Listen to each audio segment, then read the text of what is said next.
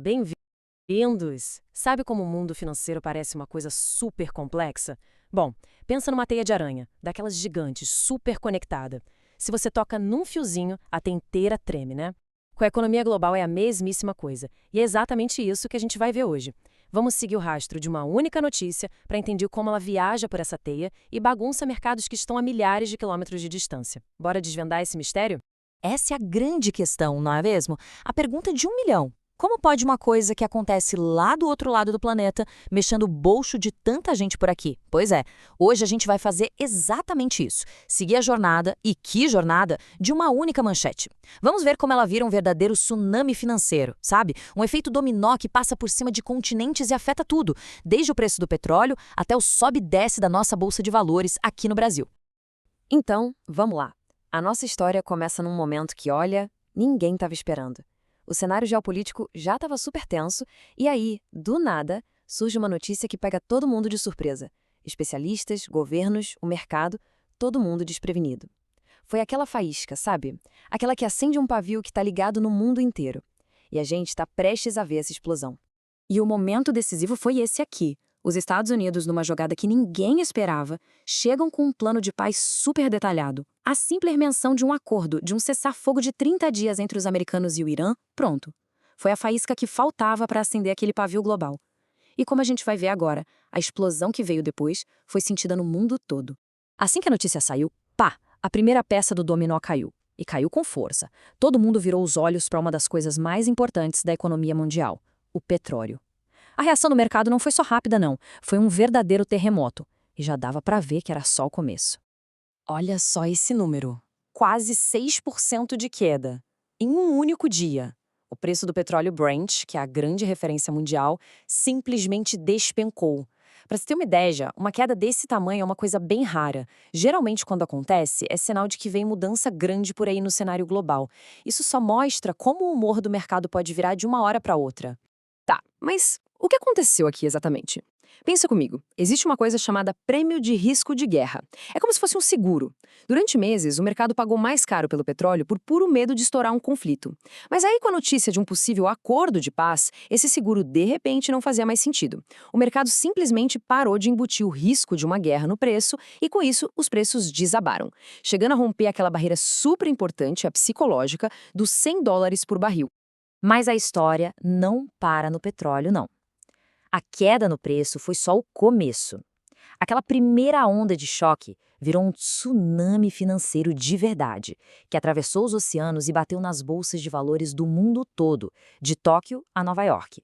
Para a gente entender o que vem a seguir, a gente precisa conhecer um termo que o pessoal do mercado financeiro usa muito, risk on. Pensa num interruptor de luz.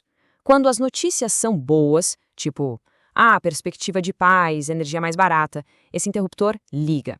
De repente, quem investe fica mais corajoso, mais otimista e topa colocar dinheiro em coisas mais arriscadas, como ações, por exemplo. E esse clima risk-on ficou super claro na Ásia. Dá uma olhada nos mercados de lá. As bolsas fecharam em alta, um otimismo geral. A lógica é bem simples, na verdade. Se o custo da energia cai, as empresas gastam menos e sobra mais dinheiro no bolso das pessoas. Ou seja, todo mundo sai ganhando, a economia agradece. Essa frase resume perfeitamente a reação do mercado. Para países como o Japão, que importam quase toda a energia que consomem, petróleo mais barato é como se o governo desse um desconto gigante nos impostos para todo mundo. Significa menos inflação e mais chance de crescimento. Não é à toa que os mercados reagiram tão bem, né? Até aqui, a história era só otimismo, né? Mas agora a gente vai dar um pulo para o Brasil, porque é aqui que o negócio começa a complicar. Essa onda global de boas notícias chegou por aqui e deu de cara com uma realidade bem mais complexa. E isso criou um verdadeiro quebra-cabeça financeiro que deixou muito investidor de cabelo em pé. Para entender o que rolou no Brasil, imagina um cabo de guerra. De um lado, você tem as forças globais, todas positivas, puxando o mercado para cima. Otimismo com a paz, juros mais baixos nos Estados Unidos, tudo isso animando o pessoal. Só que do outro lado, tinha uma força negativa muito poderosa puxando para baixo. A queda do preço do petróleo, que atinge em cheio a nossa gigante, a Petrobras. E o nosso mercado ficou ali, preso no meio dessa briga.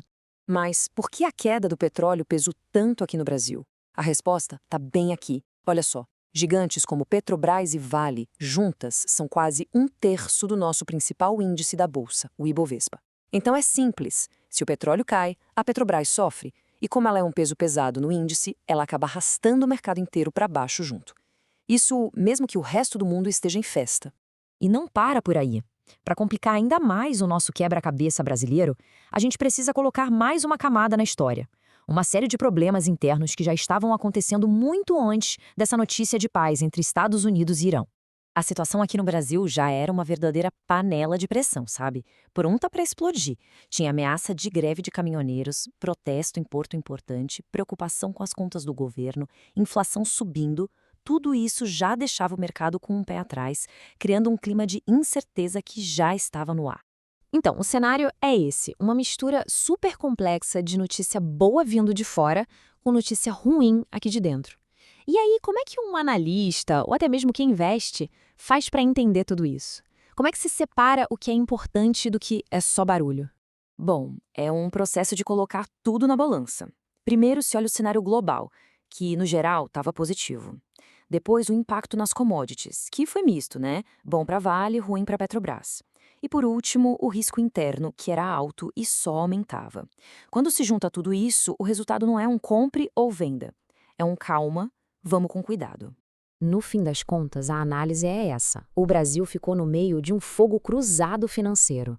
Tinha um vento forte de otimismo global tentando levantar o mercado, mas ao mesmo tempo um vendaval de pessimismo aqui de dentro e bem específico do setor empurrando para baixo. O nosso mercado ficou ali, espremido entre essas duas forças gigantes e opostas. E tudo isso leva a gente a uma reflexão final. Essa jornada que a gente fez hoje, partindo de uma única manchete diplomática e vendo o efeito cascata dela pelo mundo, mostra o quão absurdamente conectado o sistema financeiro global se tornou. Mas aí fica uma pergunta no ar, uma pergunta fundamental.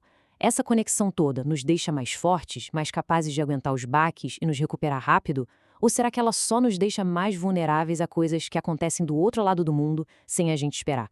É uma pergunta que todo mundo que faz parte dessa economia global precisa pensar a respeito.